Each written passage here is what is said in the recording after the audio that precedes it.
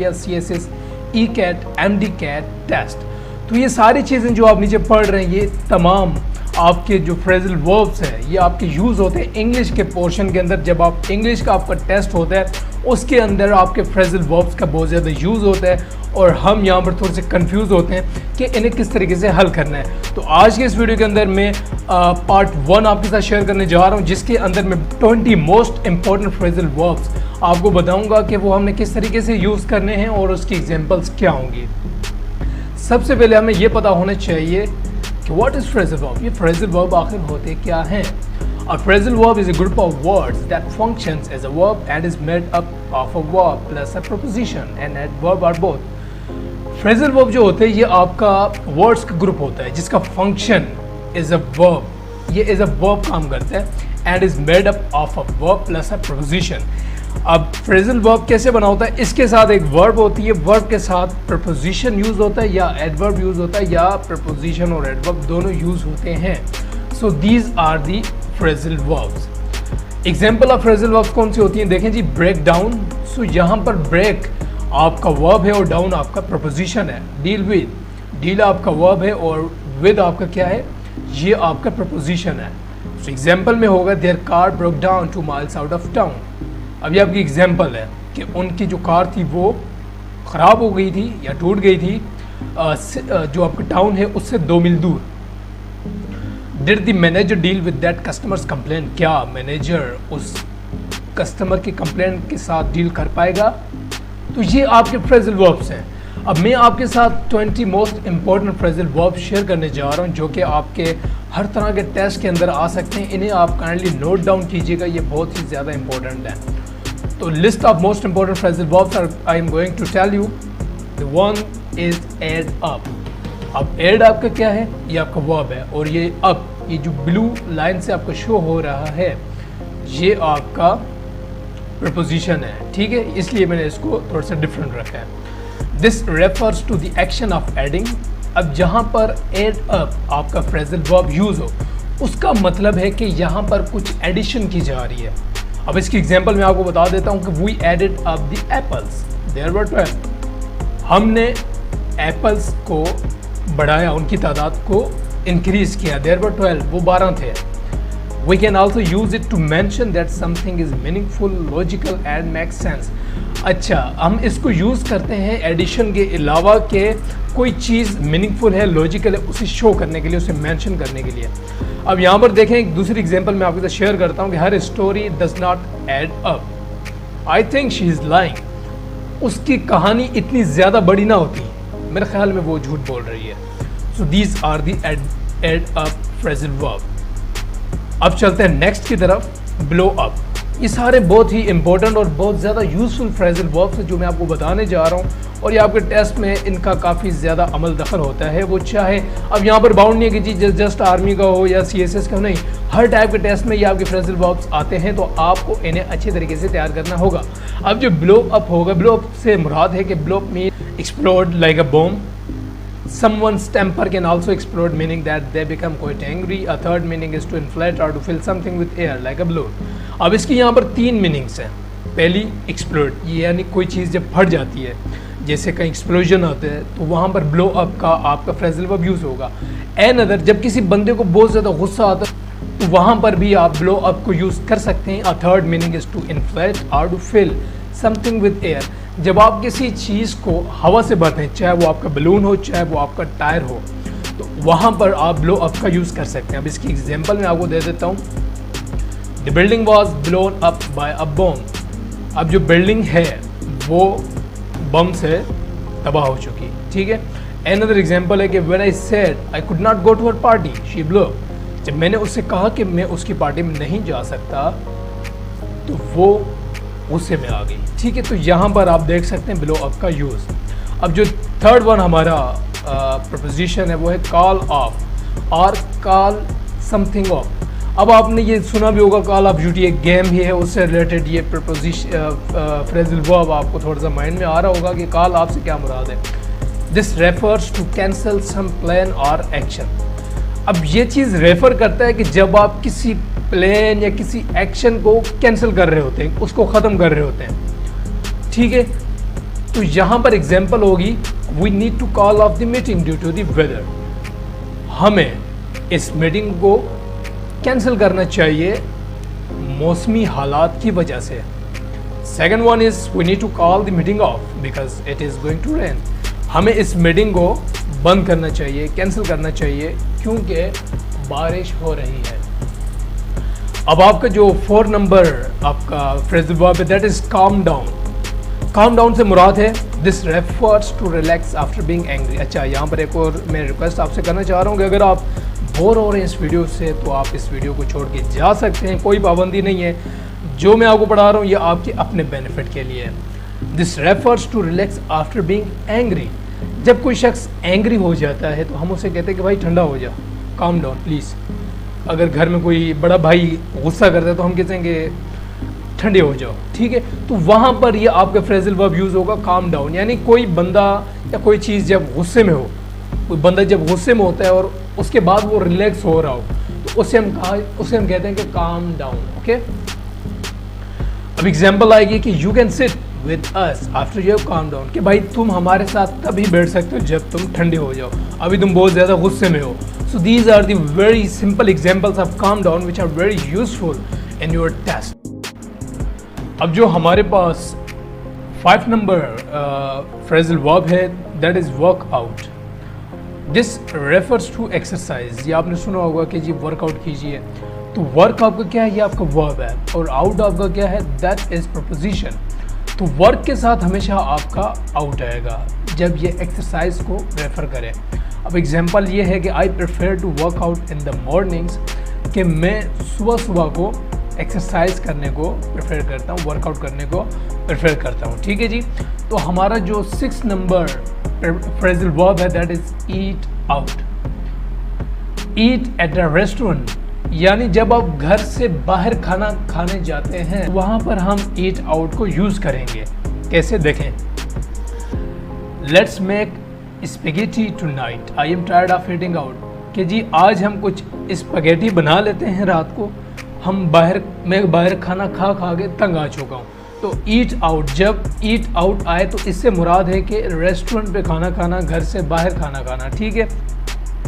Next one is figure out. Understand और find the answer, किसी चीज़ को समझना या कोई जवाब ढूंढना, दैट इज़ फिगर आउट और फिगर समथिंग आउट। तो इसकी एग्जांपल होगी कि we left early because we figure out the problems.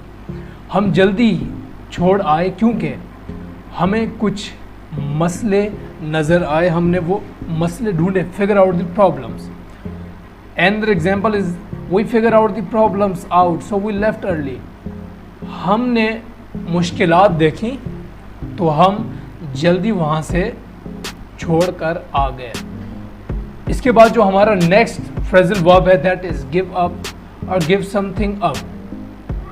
इसके अंदर हमारा जो आता है वो है स्टॉप ट्राइंग और क्विट। गिव अप आपने सुना होगा कि जी गिव अप ना करें, जो गिव अप करता है उसको उसकी कामयाबी नहीं मिलती, तो गिव अप से यही मुराद है। गिव आपका क्या है, ये आपका वर्ब है और अप आपका प्रपोजिशन है। So this is the phrasal verb give up, stop trying और क्विट। एग्जाम्पल होगी कि never give up on your self, कभी भी आपने हिम्मत नहीं छोड़नी। अच्छा, यहाँ पर एक और चीज़ मैं आपको बताता चलूँ कि ये वीडियो थोड़ी सी लंबी होने जा रही है लेकिन इससे आपका ही ज़्यादा बेनिफिट होगा। अगर आप बोर हो रहे हैं तो आप इस वीडियो को छोड़ सकते हैं, ठीक है जी। अब हम चलते हैं go over something. This refer to review something. हम किसी चीज़ की नज़रसानी करते हैं कि जी आप इसे गो ओवर करें, आप इसे गो थ्रू भी इसके साथ यूज़ होता है। This refer to review something. Example में हमें और क्लियर हो जाएगा, go over your receipt to make sure they charge you correctly, कि आप अपनी रिसिप्ट देखें, उसकी नज़रसानी करें और इस बात की तसल्ली करें कि उन्होंने आपसे ठीक तरीके से चार्ज किया, कोई मिस्टेक आपसे नहीं की। Hang out, 10 number hang out है आपका स्पेंड टाइम रिलैक्सिंग। जब हम अपना टाइम स्पेंड कर रहे होते हैं रिलैक्स होने के लिए तो उसे हैंग आउट कहा जाता है। They spend the whole day hanging out by the pool. वो सारा दिन रिलैक्स होने के लिए स्विमिंग पूल में इंजॉय करते रहे, वहाँ पर वो अपना टाइम स्पेंड करते रहे। तो हैंग आउट का यहाँ पर ये एग्जांपल भी होता है। उसके बाद होल्ड ऑन। अब होल्ड ऑन भी आपका बहुत इंपॉर्टेंट फ्रेजल वर्ब है। वेट फॉर अ मोमेंट, हम जिसे कहते हैं कि जी 2 मिनट होल्ड ऑन करें, मैं आपसे फिर थोड़ी देर के बाद फिर कॉल करता हूँ। तो इस तरीके से ये होल्ड ऑन। अब होल्ड के साथ हमेशा आपका ऑन यूज़ होगा जब ये शो करता है कि wait for a moment. Example है कि hold on 1 minute, I am on the phone. अब अगर हम रूम में खड़े हो, कोई बंदा आ जाए और हमसे बात करने की कोशिश करे और हम फ़ोन पर हों, तो हम उसे कहेंगे कि होल्ड ऑन 1 मिनट, कि 2 मिनट 1 मिनट आप ठहर जाइए, आई एम ऑन द फोन, मैं इस वक्त बात कर रहा हूँ फ़ोन पर। 12 नंबर पे आपका keep on doing something. Keep on का मतलब होगा, कीप ऑन का मतलब क्या होता है जी, continue what you are doing. आप वो काम जारी रखें जो आप करते आ रहे हैं। जैसे कहते हैं कि जी keep on, keep it up, keep on, ठीक है, आप उस काम को जारी रखें जो करते आ रहे हैं।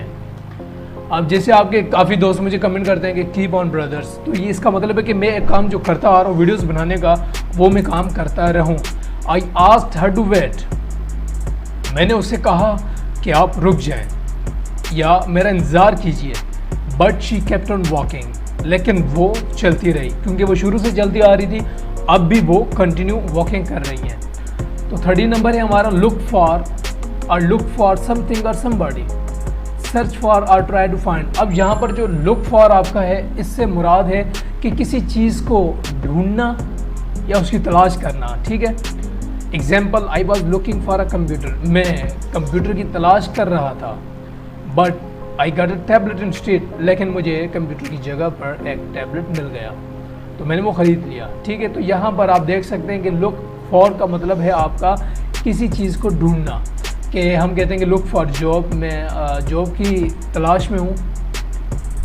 14 नंबर आपका है जी पास आउट, फेंट, लूज कॉन्शियसनेस। जब आप हालत गैर में हो जाते हैं, अपनी मौजूदा दिमागी हालत से गैर हो जाते हैं, तो उसे पास आउट कहा जाता है। It is so hot today, I am might pass out, आज बहुत ज़्यादा गर्मी है, मैं बेहोश हो जाऊंगा। तो पास आउट से मुराद बेहोश होना भी है, क्योंकि कॉन्शियसनेस से मुराद होश है और अनकॉन्शियसनेस से मुराद आपका बेहोशी की हालत है। तो पास आउट यहाँ पर उसका ये यूज़ भी होगा। ये सारी वीडियो आपके बेनिफिट के लिए है, इसलिए थोड़ी सी लंबी हो रही है। अगर आप चाहें तो देखें, अगर ना चाहें तब भी आपकी मर्ज़ी, आप डाउनलोड करके भी देख सकते हैं। मेन पर्पज़ कि आपको यहाँ से फ़ायदा होना चाहिए, और आपने कमेंट सेक्शन में मुझे लाजमी बताना है कि ये वीडियो आपके लिए बेनिफिशियल साबित हुई या नहीं, या जस्ट आप इससे बोर होते रहे। तो 15 नंबर है हमारा पुट ऑफ और put something off, to postpone. किसी चीज़ को हम पोस्टपोन करते हैं, एक होता है एंड ख़त्म कर देना, एक होता है कि थोड़ा सा डिले कर देते हैं कि जी फॉर एग्जांपल आपने मंडे को कहीं जाना तो आप उसको पोस्टपोन कर देते हैं कि नहीं जी मंडे को मैं नहीं जा सकता, मैंने चले जाना है वेडनेसडे को, ठीक है। तो ये पोस्टपोन हुआ, यानी आपने वो प्लान कैंसिल नहीं किया, बट आपने उसे थोड़ा सा डिले कर दिया। Example, I think we should put the trip off until we save more money. अब यहाँ पर ये एग्जाम्पल है कि I think we should put the trip off, के मेरे ख्याल में हमें ट्रिप को थोड़ा सा पोस्टपोन करना चाहिए उस वक्त तक कि हम थोड़े और पैसे जमा कर सकें। तो ये पुट ऑफ आपको समझ आ गया होगा। उसके बाद है जी आपका पुट ऑन और पुट समथिंग ऑन। अब पुट ऑन से क्या मुराद है कि पुट क्लॉथिंग और एसेसरीज ऑन योर बॉडी। जब हम कपड़े पहनते हैं या कोई चीज़ हम अपने बॉडी पर पहनते हैं, जैसे एसेसरीज आपकी वॉच होगी, आपकी ग्लासेस हो गए, so these are related with put on.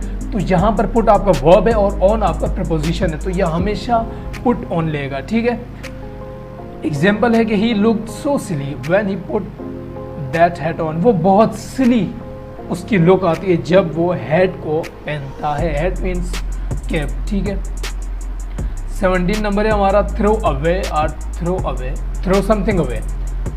Put in the garbage, dispose of. हम किसी चीज़ को फेंक देते हैं, कोई चीज़ जो हमारे काम की नहीं होती, जब हम उसे फेंक देते हैं तो यहाँ पर throw away phrasal verb use होता है, ठीक है। थ्रो से क्या मुराद है? फेंकना, अवे से मुराद की दूर। अब थ्रो आपका वर्ब है और अवे आपका प्रपोजिशन है। एग्जाम्पल होगी कि when you have a new air freshener you throw away the old. जब आपके पास नया एयर फ्रेशनर आ जाए तो आपने पुराना फेंक देना है। तो थ्रो अवे जब यूज़ होगा, इससे मुराद है कि आप किसी चीज़ को ज़ाया करें या किसी चीज़ को आप डस्टबिन में फेंक दें। So there we will use throw away. 18 number है हमारा टर्न ऑन और ऑफ। टर्न समथिंग ऑन और ऑफ। स्टार्ट और स्टॉप द पावर और एनर्जी सोर्स। अब यहाँ पर आप किसी चीज़ का पावर स्टार्ट करें या स्टॉप करें या किसी एनर्जी सोर्स को ऑन या ऑफ करें, ठीक है। Example, can U turn off the music if I fall asleep. अब म्यूज़िक आपकी एनर्जी में आता है, ठीक है, क्योंकि ये आपकी वेव्स में एनर्जी आपकी वेव्स में आती है। तो ये आपका जो म्यूज़िक है इस हिसाब से अब यहाँ पर यूज़ होगा कि can U turn off the music if I fall asleep. जब मैं सो जाऊँ तो क्या आप मेरा म्यूज़िक बंद कर सकते हैं मोबाइल पर। ये भी एक मेरी हैबिट है और ज़्यादातर मेरे साथ ये काम होता रहता है, ठीक है। तो जो हमारा एग्जांपल नंबर 2 है, that is turn the lights on please, I can't see. बराए मेहरबानी लाइट ऑन कीजिएगा, मुझे कुछ नज़र नहीं आ रहा।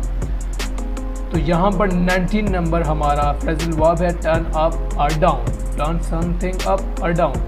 अब यहाँ पर इससे क्या मुराद है, इंक्रीज़ और डिक्रीज़ द वॉल्यूम और स्ट्रेंथ। जब हम किसी चीज़ वॉल्यूम को इंक्रीज़ करते हैं या डिक्रीज़ करते हैं या किसी ताकत को बढ़ाते हैं या कम करते हैं, तो वहाँ पर आपका जो फ्रेजल वर्ब यूज़ होगा that is turn up and turn down, turn something up, turn something down, ठीक है।